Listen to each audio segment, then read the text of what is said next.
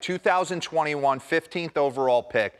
I was going through, and he jumps off the page because it's not all numbers and flash and exit V. This dude is a ball player. They asked him what he's going to bring to this team. He said a dirty uniform. Sign me up. I'm in.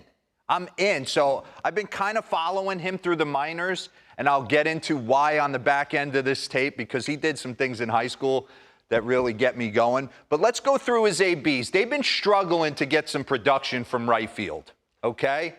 Let's get into the tape here. So I want to take you through his at-bats. You can't feel your legs in your call-up. Pause this. You're shaking.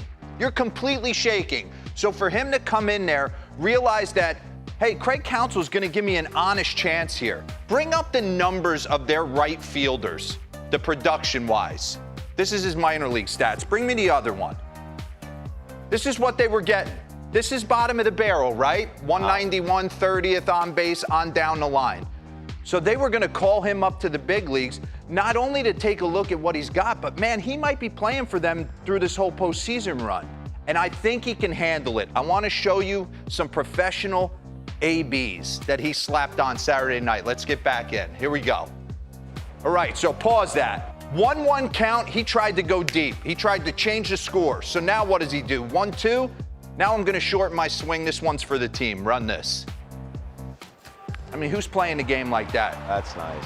Hey, Winans was pretty good in his own right. Yeah. Yes, he was making his debut as well. Yep. That was his first AB, little Brett Butler chopper down the line. He's got a short stroke to the baseball. He does a lot of things right. You can tell he's an aggressive ball player. This is what I love.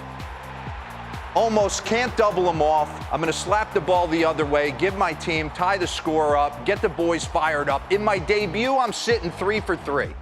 And then he comes up in this situation in a 1-0 count, gets something up in the air, gives himself a team AB. Ronald Acuna, play at the plate. Willie Adames, the energy in the building's off the chain. Okay?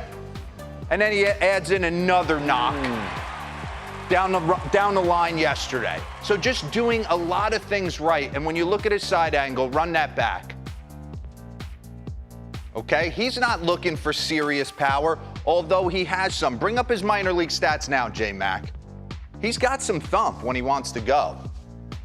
2022 minor league stats, 331, 11 homers, on base of 403, slug, no strikeouts. The guy just plays the game the right way.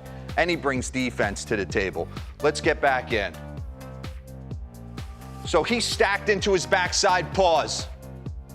I'm sure in count leverage situations, like in that first AB, he's going to try and go for it a little bit more. But I love the fact his head doesn't move. He's just going to play pepper with the baseball and get on base right here. Knows his role, trying to set up the big boys. Run this.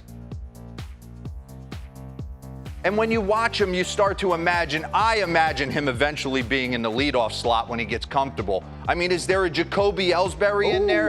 Is there a Johnny Damon potentially in there? Remains to be seen, but that's the kind of athleticism this guy brings to the table. And Lawrence said in the Zoom call this morning, you better have his defense on this tape as well, because he was putting on a show. And to be honest, these are easy plays if he's being honest.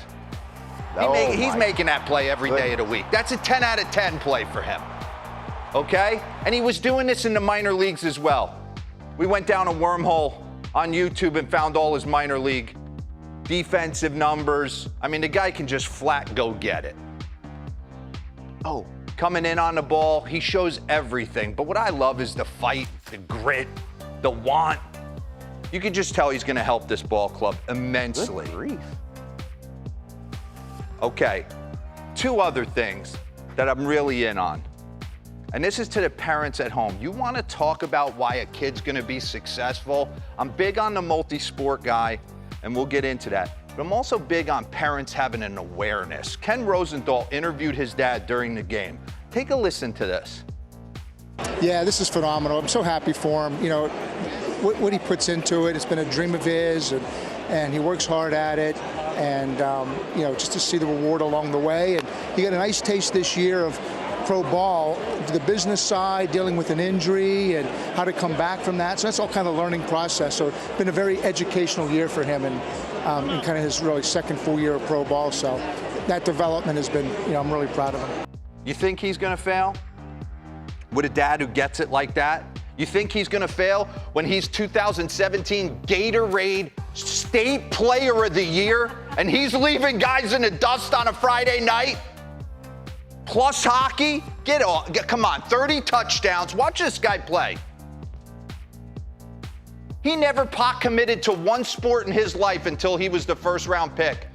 He had a football scholarship to Boston College that he turned down to go play baseball there.